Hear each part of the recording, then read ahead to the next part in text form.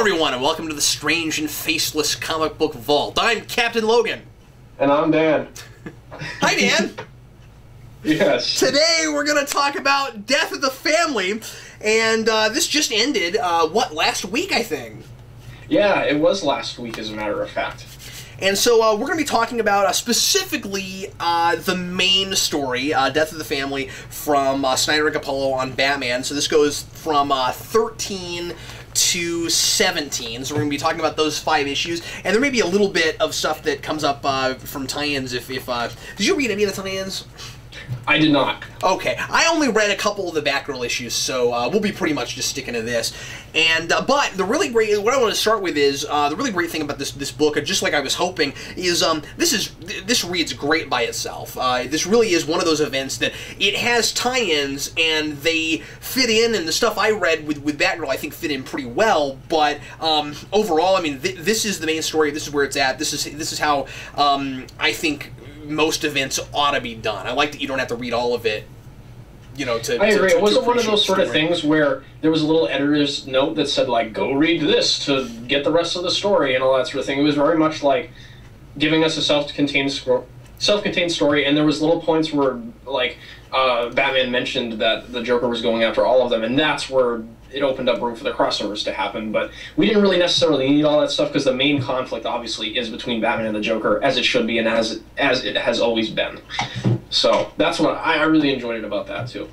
I've also heard from a couple of people that have said that it actually almost reads better this way, because when you get into the tie-ins, it does start getting apparently a little bit odd that the Joker manages to plan so much stuff, that he's able to get all this to work. Because frankly, Snyder is stretching it to the very end of believability. It's believable, but he stretches it as far as he can, I think. To what I'd agree with that. To what the Joker's actually capable of. In fact, I think the thing that gives it the most credibility is that you've got that moment toward the end when Batman's in Arkham, where Batman got there sooner than the Joker planned for. So the Joker's having to rush all of his plans. He's having to hurry up, and you hear him on the other side of a door going, quick, move over there, and do this and do this thing, and you got to get this thing rigged up faster. And I really appreciated that you had those details of how complicated is the Joker's life, really. Like, it's hard to be that guy and get all those things put together, and you got to plan for extra contingencies. It's not a matter of, I know he'll go here. It's a matter of, he could go here, here, or here, and I got to have these contingencies planned for each of those roads. Yeah, I mean, I think having him plan out everything like that is very indicative and very paralleling in terms of what he's doing with the characters here. Like, Batman's a guy that meticulously plans out the things to the point of impossibility, too. He's one of the most paranoid superheroes out there, and will plan, from what he eats at breakfast time, with every spoonful till what he does right before he goes to bed. I mean, he's on a tight schedule. So, I mean, Snyder did a good job of leaving it a little bit ambiguous as to how the Joker was accomplishing everything, that I didn't really question it too much. He wasn't, like, in your face about explaining every little thing he was doing, I don't think. Like how he got all the villains together and work together and all that sort of thing. Well, although in the backup features, you do see some of that. You do, yeah, like with Harley Quinn in the first with the Riddler and with the Penguin too. Yeah. I think those are the main ones. There may be one more that I'm forgetting, but I really I did appreciate that we got those. I want to talk about the backup features for a second, because I thought it was neat that this book has these backup features that are all still written by Snyder, that are very much a part of the narrative, and yet you can actually read it without them. You don't need them, but they're helpful, and they give you some extra information, and it's sort of like, if you're wondering how in the world certain major things happen, you can read those and find out. But it seems almost like the point of those is more just giving you more bang for your $3.99. Like, I sort of feel like there's a lot of just really good marketing going on here. We're trying to make sure that the readers are getting their fill with these books, and I really appreciated that about this series. I agree as well. I think the great thing about the backup features in this book, rather than the ones they had done for the Owls thing before, these didn't feel like like you said, parts of the story that you necessarily needed just drawn by a different artist. Yeah. Like the Owls book sometimes, or I can't forget which issue it was. There were some backups in that dealt with like one of Alfred's relatives that was sort of interesting and going into the past of his family and things that wasn't necessary to the story like these are. But there was some things where like the issue would just break and then a different artist would switch over and that was the backup feature. And I didn't really care for that. Here I think it worked a lot better because while he didn't have those scenes with Joker and Harley like in the middle of the issue, where would you put them? It worked better, I think. Yeah. And I liked that. I can't recall if Jock drew all of the backup features, but I really liked that they got Jock, the guy who drew all of Snyder's detective run, to do the Joker and Harley backup. I was glad to see him and Snyder working together again. Yeah, that was really great. I mean, the backup doesn't feel like just an extra tacked-on thing. I mean, it's nice that it's like, well, it's nice that you get it, but it's, I mean, like, it does give you more, and it's about the story. And what I thought was also really kind of impressive was that in the second to last part of this arc, the backup feature goes from the end of the scene you just finished. Like, it just keeps going. And you can still read it without it, but, like, it actually tells you where the rest of those villains went. And I thought that was really neat that was there. It's like, is Batman dead? What happened to him? and then Two-Face is like, that's not fair if he's not dead, because we need to be there for that. And I really liked that they played in, but this is not a story about the whole Batman villain regime. You've got you've got those fun moments in Arkham Asylum where the Joker has set them all up as parts of Batman's court because he's supposed to be the king. And I also really like, by the way, that that's set up so early, and that's something I didn't notice reading it in singles. The whole idea of the Joker as the jester and Batman as the king, and he plays that up really hard in the last two issues of this, but that's in the second issue. He starts calling himself that very early, and all these things are set up really well. It's a wonderfully cohesive story, and there's a lot of things I did not notice until I read it all together. Yeah, I had the same sort of reaction to it. Like, I was even thinking about the... I mean, it's typical of Joker to tell jokes when he's killing people. Right. Like, in the opening scene in the police department, I was noticing things where he was talking about, like, it needs to be only me and him, which is indicative of the title, but it seemed like he was being much more of a muse about it, like a court jester, in the way he was telling the jokes, because he was talking about, like, the classicness of his jokes, and Joker is a guy that likes to...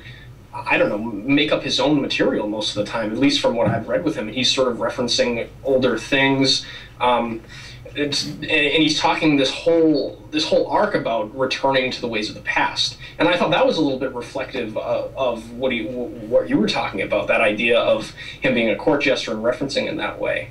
I don't know. We were talking a little bit before we started recording about how smartly plotted this is, and I think it's very meticulously plotted in a way that I don't see a lot of comic book writers do it. And I think you had an interesting point about what you thought the way Snyder approached plotting this and writing it.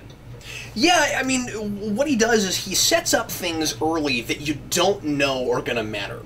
And reading them again in singles, they're things you don't necessarily catch. And I mean, like, I did realize very quickly that probably it was, of course, going to be a big part of the story. The idea of, did the Joker in one of Batman's early encounters get into the Batcave?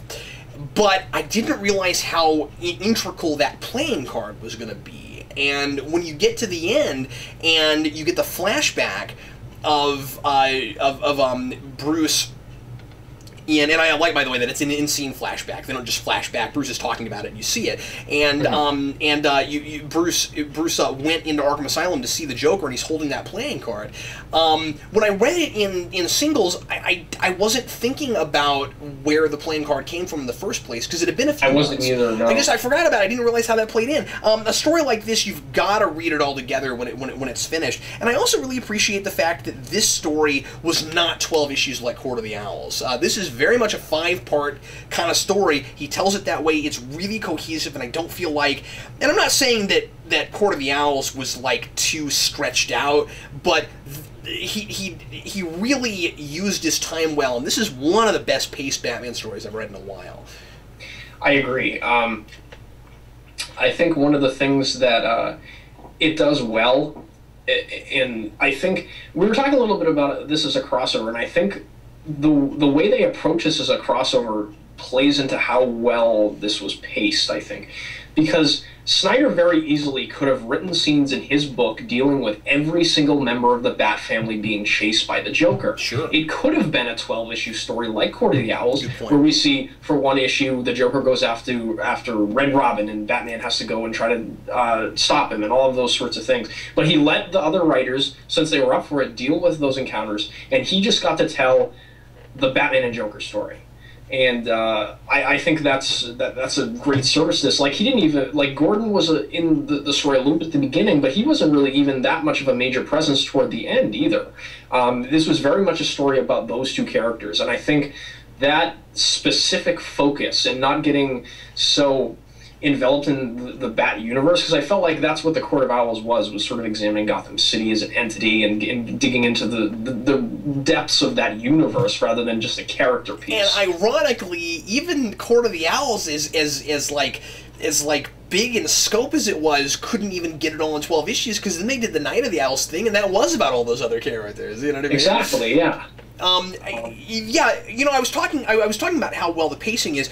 Maybe what we're really talking about is just a really good structured book, because I think it's, and you were talking about the title, I think it's neat that the book is called Death of the Family, and this is a Batman story. This is very much about these classic Batman tropes and finding really intriguing ways to make them a character study of Batman. So you go to some of those really classic early Batman stories. You update them a little bit. You find a way to make them work contemporarily.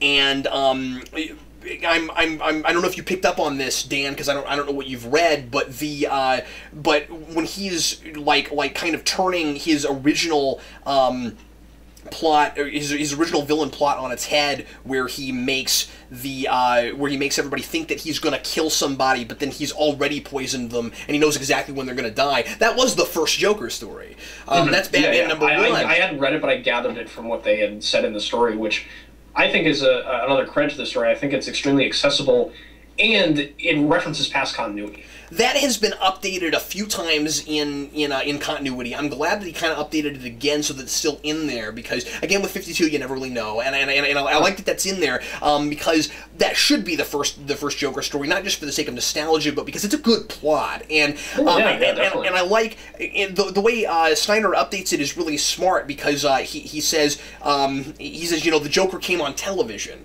and in the original Joker story he did it on the radio, and I like that they did all that. And then I don't remember where it is, but I'm pretty sure the whole bit with the boat and everything was another one of those, another early Joker story. But yeah, it's not one I really know. But anyway, I thought all that was really cool, and I really like how Snyder's writing Batman in this book. This is the Batman, just the way that he writes his dialogue and the way he composes himself. He reminds me very much of like the mid to late '80s Batman. I don't know if that makes any sense at all, but like I don't know. There's something really formal about his Batman that I've missed in recent years, and I think even more so than Court of the Owls. I'm not saying that he's out of character compared to what he did before, but I feel like the more Snyder writes Bruce Wayne, the more I like his Bruce Wayne. Me too. I think he's a very good blend of animated series Batman, who's doing a lot of detective work. Well, I haven't read a lot of 80s and 90s comics with Batman, so yeah, but a lot of that is like that. And it was like I was gonna say, there's probably a lot of that in there. Highly but I think, influenced that. especially at the end of this, we get some of the Frank Miller stuff mixed in, where he's not exactly right in the head, but he's not coming out and saying he's straight up insane and a fascist. Like, Snyder's addressing, I think, the fact here with the ending, where in that final confrontation with Batman and the Joker, like, there is something not wrong, but different about Batman's psyche. Yeah, it's off. There's something off about it. There is a reason that Batman's castle is Arkham Asylum, and I like. That's an idea that I never get tired of in Batman. The idea that there is something that is chillingly familiar about Batman and a lot of his more insane rogues gallery. That he obviously isn't them, but he's also a little bit off. He's an extreme personality, and what would it take to just get to suddenly see him snap and get to that place? And the idea that there is truth, some semblance of truth, and the question is how much. You don't know how far it goes. To the Joker's idea, and what he says is his secret that he's gonna finally tell Batman. The whole time you wonder what it is, and you think, by the way, early on they try to make you think that the secret is that he knows what all the identities are, and the joke is that he doesn't, or he doesn't care to find out, or maybe he does know but it doesn't matter to him. And what it really is that he knows Batman better than Batman knows himself, and he knows that Batman knows him as well or better than he knows himself, and that Batman is, and then what he claims is Batman loves him, or loves his relationship with him, more than he loves the Bat family, and that's really fascinating, and I really like that it doesn't just straight up go to that place of Batman having to decide at the end if he's going to kill the Joker or not. That's in there. It's somewhat about that, but the question isn't, will he kill him this time? Because you know he's not going to. The question is, why hasn't he, and why isn't he going to this time? And it's a really fascinating study. And when you get to the end, I don't know what to think of Batman, and that's the point. You don't. It's really interesting. I think you touched on something that I really picked up on when you were talking about that, and I was thinking back to some of the scenes in the earlier issues as you were talking. This is very much a story that, like, I think the best Batman and Joker stories wants to parallel them and almost show that they're the same person in a lot of ways. Joker uses fear to control everyone in this book, just like Batman does to control the criminals in the streets. You were talking a little bit about how Joker knows Batman better than he knows himself, and Batman doesn't really want to hear what Joker has to say about him because it calls into question his entire identity and reality, really. And the Joker, at the end, when Batman tries to tell him the secret about the Joker, he doesn't want to hear it either. Yeah, it's fantastic. It's really fascinating. I don't know, and that's the reason that I took why he won't kill the Joker, is because he sees some sort of weird kinship in him. When he looks at the rest of the Bat family, like, compared to the way Bruce conducts himself, Dick and Tim, maybe not so Damian, but Barbara, those three, they're much more level-headed than Bruce is. They've got their heads screwed on in a different sort of way, yeah. Exactly, yeah. That's what I really found fascinating about this, and Snyder is doing something that I think the best comic book writers do, is they take old ideas, they put a new spin on them, and he did exactly what some of my favorite Joker and Batman stories have done, like The Killing Joke and those sorts of things, like showing how similar they are, but he does it in a completely different way here, and he's using the Bat family in a way where they're useful as a part of this story, but they're not intrusive. And I think the Bat family, as much as I like them, can become intrusive in Batman stories when they don't really have a purpose and they're just there to fight people. And I also like that the villains are used in exactly the same way, the other villains, and it's this really interesting idea that we actually get this almost more from the Joker's perspective than anybody else, because he manipulates it that way, he sets it up that way, and so the idea from the Joker's perspective is the world revolves around these two people. And he remembers what it was like when it was just Batman and just the Joker. And like I said, there's a little bit of semblance in truth to everything he says. He talks about how the Bat family has made Batman soft. He's not as good at what he used to be able to do, and and it's almost like he's let himself slip, and he's not as good at calling the Joker as he used to be either, and that bothers the Joker. He doesn't like that because they have a game they play, and if Batman doesn't play it right, he's breaking the rules, and he doesn't like that. And there's a certain way these things are supposed to go, and so it's almost like he makes a parody of that by changing his crimes around and trying to make himself even less predictable by saying, see, this is what it feels like. You're messing with it. You're changing the rules. It's not supposed to be like that. You know what I mean? And I really like that. I really enjoyed that, and I feel like it's somewhat of a riff on how complex this universe has gotten. It really did start the history of the comic book. It really did start with these two people. Now Robin was there too, but like the relationship, it was Batman and the Joker, and that's not to say that there aren't other Batman villains that are almost as interesting or maybe as interesting. I could see people making cases for the Joker. I love the Joker, but I'm just saying that, like, that's not to say that it's not worth telling other stories. It's just that I love that that's where Joker's place is the place of huge Joker fans, where it's like Batman stories have to have the Joker in them, you know, and that's Joker's like a fanboy of himself. He's like a fanboy of that relationship of the story is supposed to be about me and you. That's what it is, and I really I never even thought of it that way. That's really interesting. There's a lot in this book, and there's a lot of really interesting ways to read this book. I feel like... Let me give you another really interesting reading. Sure, yeah, go. Joker in this book is... we were talking earlier about how he's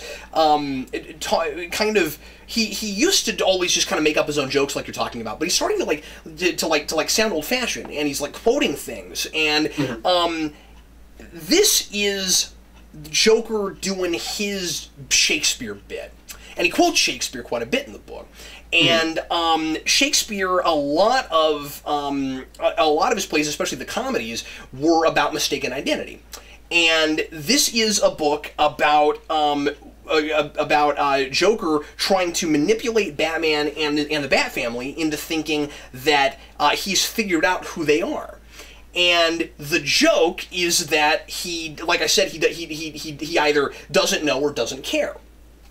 And he's created a Shakespearean play, and he's doing it in a really like wrong and twisted and creepy kind of way, with the whole bit of like ripping his own face off and then putting it back on. And then you get to the end of the story, and Batman plays right into that, and like the Batman Joker stories, beats him at his own game by like turning the joke on his head and making a parody of the Joker's joke. And then the Joker, because like you said, Batman tells the Joker that he knows who he really is, and he's about to tell him. And I love that they don't tell us what his name is. That's great stuff. And then I think probably the most important image in the book comes in the Joker's face coming off. He loses his mask, and he's trying to create this weird idea of we actually don't wear masks. The masks we wear are who we really are. But is that really the case? And Batman's kind of blown that off for you and made you lose yours, figuratively and literally. And again, I mean, like it's like he's riffing Shakespeare. The whole idea of mistaken identity is you try to make people think that they're different people, but then as you're pretending to be somebody else, you become that person, and all of that. That's all in there. It's really interesting. And it also plays into the whole theatricality thing you were talking about being actors and everyone being players on a stage. Like, if you're, as an actor, a lot of times when they take on a role, or you've heard of instances in this in which they literally become the character and they can't really take themselves out of that. And that's totally what happens to the Joker at the end, where Batman tells him who he is, and the identity of the Joker is sort of destroyed for him because he's been playing that character for so long. He's been stuck in that mindset, and now he has a way out, and he doesn't really know what to do or how to react. That's really fascinating. I never really even thought of it that way. That makes me like the face ripping off thing much more than I did before. Not that I didn't like it, but I knew there was something going on. But I didn't really pick up on exactly what he was trying to do there. And again, that's really fascinating. I think that it's a book that you can interpret in different ways, especially with the mask thing. I'm not sure I've 100% got exactly what Snyder was going for, but that's a lot of what I picked up on. I like that Joker makes himself the court jester. It might seem obvious because he's a clown, and so he's going to make himself the court jester. But keep in mind that with the whole Shakespearean play idea, the jester in a lot of those Shakespearean comedies is very often the most interesting and sometimes the most complicated character, and sometimes kind of a tortured character. And you've got that going on here in spades with the Joker. He gets that. He picks up on that. Jesters are always tortured characters, just like clowns, too. And he makes himself that. He gets it, and he also is the one with the message. And that's often what the gestures are too. If you get what the gestures do, and you understand the play, and we've got that going on here. If we can just tap into what exactly the Joker is doing, we'll understand what Snyder was getting at. And it's really cool because it's sort of it's a play within a play. You've got Snyder making a point with the Joker, and you've got the Joker making a point about Batman. I don't know, man. There's a lot to discuss in this book. It's really interesting. Yeah, it's really dense. The thing I picked up on something where you're talking about the court jesters a little bit. Like, court jesters are usually tortured characters, like you had said, where they're putting on this act, and they don't really know how to reconcile turning that off. Like, that's right. It plays into the whole sort of idea you were talking about before about the roles we play on the stage of life. And court jesters are typically not rich or affluent people like the king or the rest of his court are. If you look at the roles that are assigned to each of the Bat family, one of them is the judge. Penguin's the judge, correct? I can't really recall the other ones off the top of my head. No, but I thought Harvey was the judge. Oh, Harvey was the judge. Yeah, sure. I don't remember what all of the other ones are. But I really liked where they put. I'm sorry. I liked that they made Clayface the player. That was really cool. Again, maybe obvious, but that's what you'd want to do with it. And then where they put Scarecrow was like the psychologist. Mm-hmm. I forget what exactly they called him, but it was kind of cool. Oh wait, no, he was his physician who keeps your secret strong and healthy in their terror. And then, okay, so this is appropriate. So Penguin is Bishop Cobblepot. He's the bishop. I remembered a wig on him, and I thought Judge for some reason. Riddler is the strategist, of course, and then Dent is the judge. So like, jesters are typically like not affluent people. They're usually like not peasants, but people that aren't. They're not going to be living in the castle among the rich people. They're the working class, yeah, and exactly. And maybe even lower than working class to a degree, yeah. Yeah, and I think that's a really interesting way to look at the Joker, because in a lot of ways he is within the dynamic of that story. It's almost like Batman is a representation of the establishment. Frank Miller uses this metaphor a lot, and it's calling Batman a fascist and saying that he uses fear to control people. He's an instrument of the establishment, and Joker's rebelling against that. He's the working class people. He's the guy that's trying to put the power in the hands of the people. He says, why should we listen to the rules that you set out? We should just be able to do whatever we want. We should be free. I should be able to free to kill whoever I want to, because that's my right as a human being. That's the twisted way he looks at it. I think that's really, really fascinaing. But he also thinks that Batman's necessary. I mean, like, he wants him there. He doesn't want to lose him. One thing I really picked up on is the idea that the classic idea that Batman creates the Joker. It's really important that the Red Hood version is in this because keep in mind that again, if you look at the King's Court thing, the King handpicks his jester. And the king always gets to pick his own jester, and most of the other Batman created the Joker. Yeah, exactly. And Batman created the Joker. Mm-hmm.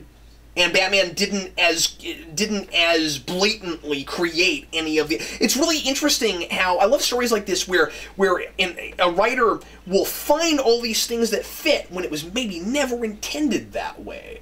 But it fits, you know. All these things go in that mold. All these characters were created by different people. It's not like it's not like there was some grand plan. But then when you start fitting it together, there's a puzzle, and it's all accidental, and it's extremely fascinating because it all fits. Yeah, just like how the face fits so perfectly on the Joker's flesh. Except it doesn't, because it falls off. Yeah, it does at the end. Yeah.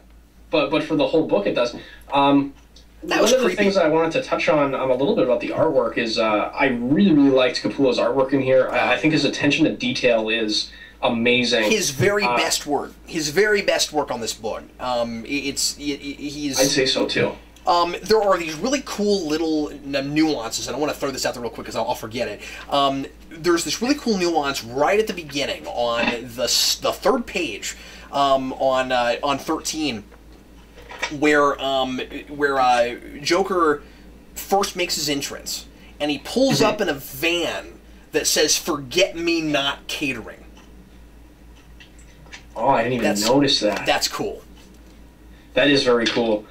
One of the little things I picked up on going from issue to issue was how the face kept rotting every issue, and it just became more green and disgusting as the story went on. Yeah. Like, artists that do stuff like that are my favorite artists in comics, and I'm not a huge Batman person, as people know. I've been really enjoying this stuff, but Greg Capullo is quickly becoming one of my favorite artists working in comics right now. I just don't I don't have enough good things to say about him. The way he conveys emotions on people's faces too is just, especially I like the scene where Batman finds out that through that VHS tape or the audio tape that a cassette tape. Joker has taken Alfred, and there's that one scene where he's just leaning up against the wall, and he has his hand on his face, and he just doesn't know what to do. He's desperate.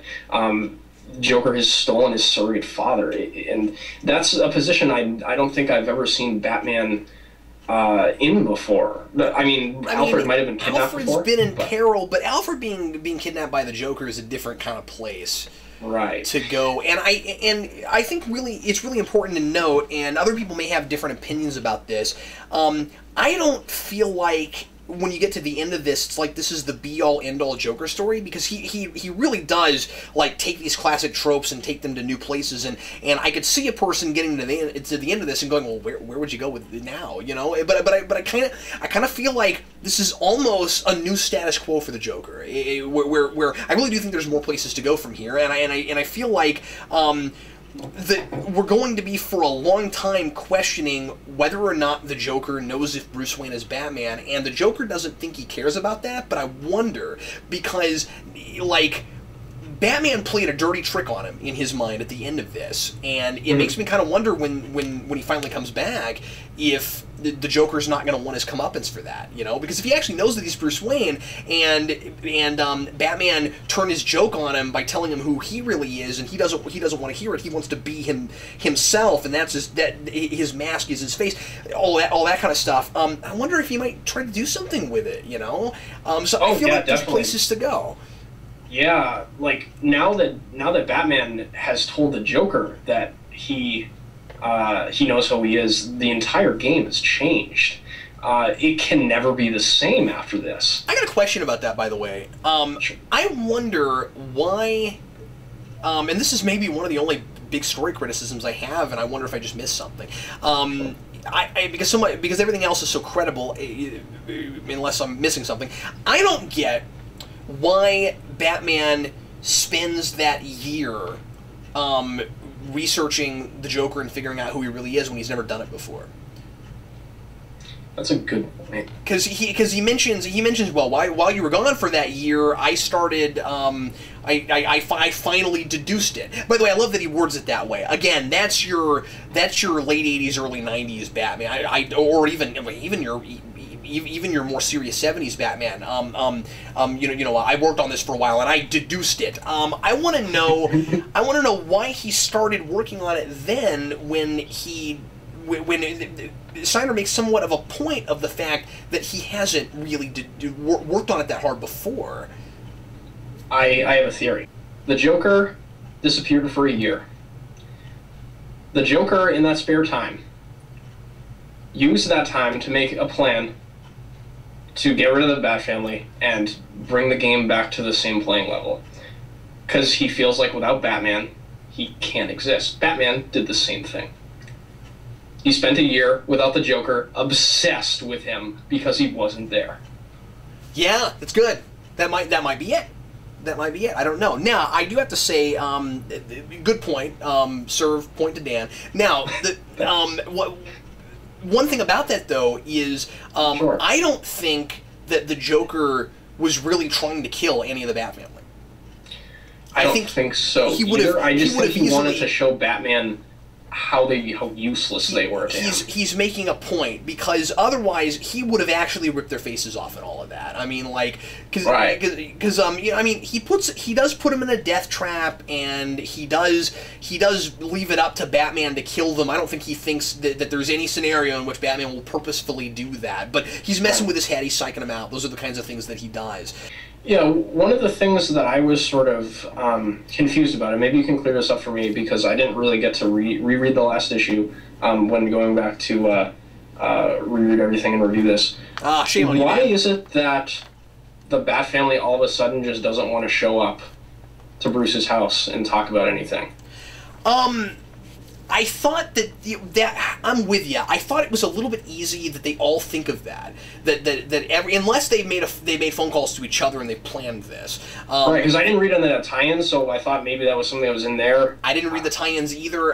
The way it comes off in the book as it is just that they were all so bothered by the idea that maybe there's a grain of truth to what the Joker is saying, and there's evidence in that because Batman blatantly lies to them through this, or at least leaves major things up without telling them about them. I mean, like, Dick is furious with him for not telling him about the playing card, for not telling him about the fact that Joker may have been in the Batcave. And of course, Batman's in complete denial about this, and he's like, "No, it's not possible. He couldn't have been there." And of course, he thinks he probably knows what really happened, but he doesn't want to admit it, you know, and so he doesn't tell them that. I understand the idea that he's trying to get across at the end, and I think it does make sense that they would be standoffish. And I also like that there's nothing official made about this. I said this when I reviewed that one issue. I like that. That they don't come to like a formal arrangement where they all show up and give him an intervention. Batman, we can't work with you anymore. I'm glad that it doesn't end like that. At the same time, the idea that all of them would come up with the exact same solution, or not solution, but just reaction. I'm with you. It did seem a little bit strange. Although I do like that. I like where they all are. Like I think it's kind of neat that a lot of them said they were going to be in one place, but they were really just at home, sitting around and thinking about things. But then you had Damian, who said he was going to go to the gym, and he's actually at the gym. That's what he would do. But he's not. But he's not working out anymore. He too is sitting up against a wall, really kind of fermenting. And I liked that. So I don't know. I like the way it's written. I'm not sure I totally buy it unless we're given that someplace else we don't know about. Yeah, that was just that was the one small thing that I sort of didn't follow throughout this. But otherwise, I think this is probably again, after Court of Owls, we raved about that. I really enjoyed this. This is probably one of the best Batman stories I've ever read. I liked it better. I wasn't sure about some things with the last couple of issues of wrap up with Court of the Owls with the whole bit about his maybe kind of half brother thing, or not half brother but brother thing. I wasn't sure about some things in that. This I think is really solid, and there are some bits about it that I'm not 100% sure how I'm supposed to take them, and I think it's because some of it is supposed to be up for interpretation. I think that the Joker is the kind of character where you're not supposed to ever be 100% sure why he does what he does, and it's tackled in such a way where you and I could both sit down and read this and get different sorts of things out of it, and I don't think that I don't think it's about a guessing game. I mean, I mentioned earlier that, you know, it's tough to tell exactly why Snyder has Joker do certain things. I think it's a guessing game where we're trying to figure out why Snyder's doing it. I think we're trying to figure out why Joker's doing it, and I think it works great on that level. I agree with you. In the whole thing we were talking about with the puzzle, in terms of like how Joker's plan fits together and everything, I think that's almost a really good metaphor for how the story is, and how it fits together. We're given these little pieces.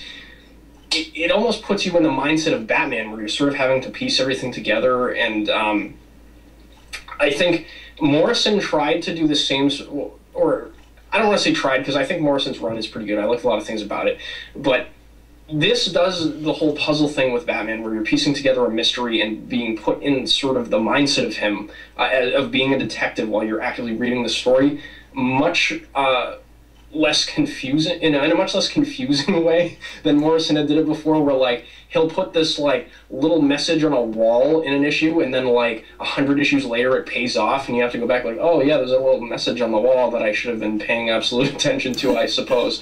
But here it's like actual things in dialogue that Snyder, I think, is a little bit better at directing our attention where he wants us to, but it's still a little bit ambiguous, you know what I mean? And I also, well, yeah, and I think that it's the right kind of ambiguity. I feel like Snyder, and it might not be for everybody. There might be people reading something like this that would prefer something a bit more cut and dry, but I feel like nobody in comics right now, at least of what I'm reading, gives the reader the kind of credit that Snyder does. Nobody does that better than Snyder. Where he gives you the opportunity when you get to the end to take it the way you're going to take it. You finish this story, and it's like what do you take from it? How am I going to how do I feel about Batman now? How do I feel about the Joker now? And you and I seem to agree on a lot of these arcs that we've reviewed, where a lot of our favorites seem to be the ones where you get to the end and you get to draw your own conclusions. That's the best kind of storytelling in my mind. I think it's harder to do in comics because comics are a visual medium, and because you are showing me pictures on a page. Right. My favorite stories, and I think it's safe to say your favorite kind of stories, are ones of active participation, where we're seeing these little hints in the things there, and we're trying to piece together and make sense out of it. Like one of the lines I was thinking of, going back to a specific scene in the story, is after Alfred gets kidnapped, and Dick is talking to Bruce, and he's like, "What? Alfred got taken?" And Bruce says, "Yes. Bruce Wayne's butler was taken." And it's little lines like that reinforce the ideas we were talking about before. Like, Batman's a little bit sick in the head. He has this identity crisis going on that the Joker is trying to play up on a grand stage for everybody. Yeah. And possibly exaggerating. It may not be as bad as the Joker's making it out to be. Exactly. It's just he plants little seeds in like single lines of dialogue, dude. Like that attention to detail, like him and Capullo. I talked about Capullo's attention to detail before, but I think these guys work so well together because they both have that incredible attention to detail. They both have that. Yeah. These guys work together just as good as any team I've ever seen work on a book before. I think they have really good chemistry together. And Snyder, I've heard in interviews, and Capullo too, talk about how they've become really close, and they're almost like brothers now because of this working relationship. I think it really shows on the page. I think they're just, both of them are fantastic. The last thing I want to say is that Batman is, as you know, Dan, one of my very, very favorite characters. And one of the things that's really interesting, one of the reasons I love him so much is that complex psychology. But by and large, I always find myself at the end of the day in good Batman stories looking up to Batman. Appreciating Batman, wanting on some level to be like Batman, on a level, you know, and not 100%, but right. There is an extreme personality there that I'm not sure that you would ever want to completely aspire to, but to be capable of some of the things that he can do and to have the drive and determination that Batman has, that's an inspirational kind of thing and something that that really appealed to me when I was a kid and continues to. Oh, I agree. Having said that, Snyder makes me question all of that, and that's why this is so good. And that's why the final page of this book is ha, ha, ha, ha, ha. Yeah, so cool. Right. In a small way, he did win. We talked a little bit before in the Court of Owls review. I know I'm talking about that a little bit, but I think it's important to look at the past stuff that's come in this book before. I like, by the way, that Joker brings it up and he's making fun of Batman for almost getting his butt handed to him there. It's really funny. He's like, owls, come on! Owls? You needed your Bat family for owls? Yeah, that was pretty great. Yeah, I thought that was great. And one of the things I really liked about that was that what I sort of resist about Batman stories in general is that I like characters that start at a place and get to another place by the end, and Batman doesn't always do that. It's sort of just like a validation of his philosophy and stuff, and that works in stories. I can understand why people like that. Personally, it's a taste issue. I'm just not keen on that. All that keen on. There's some characters I do like that do it with, but with, I don't know, with Batman it doesn't really always click with me. This story put Batman in the same place he was at the beginning of the story, but like you said, it makes you question everything about his character, and in a weird way, that is putting him in a different place, not as a character, but in the perception of the readers. Snyder's doing the same thing he did in the first arc, but in a completely different way. Man, this guy has a command of storytelling that I rarely ever see. It's fantastic. It's really great. So, anyway, that's all I've got to say about it. I know we talked for a long time. I think there was a lot here, and I have almost nothing negative to say about this book. I really enjoyed every minute of it. Yeah, it's really interesting that we were able to talk about a story that's this dense, that's only 5 issues, and the 12. I feel like this was much more dense than the 12-issue story that came before it. I thought so too. Yeah, they're also doing really, really, really different things. Yeah, and I can't be more excited for the next arc because Riddler's coming up, and he's my favorite. I can't wait. Riddler's one of my favorites, too. Well, anyway, thanks, everybody, for watching the Comic Book Vault. Really hope you enjoyed it, and let us know in the comments if you read Death of the Family, what you thought of it. Like I said, I know we gushed a little bit about this book, but I just really liked it. I think deservingly so.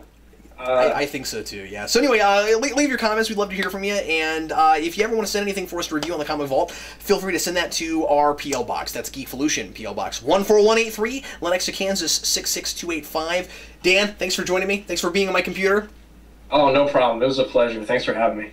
And we'll see everybody later. I'm Captain Logan. And I'm Dan.